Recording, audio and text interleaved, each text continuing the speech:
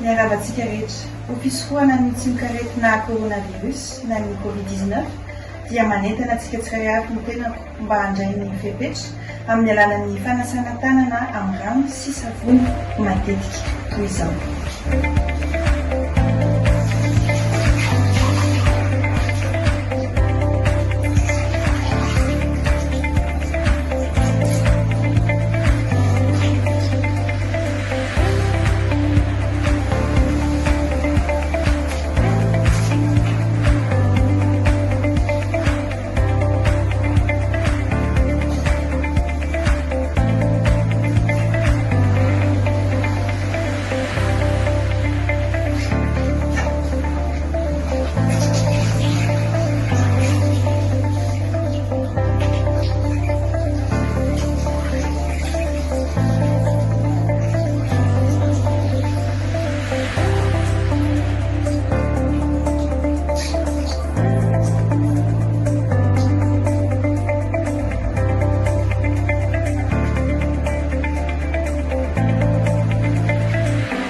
Fihetsika tsotra fa ahafahantsika manalavitra ny aretina.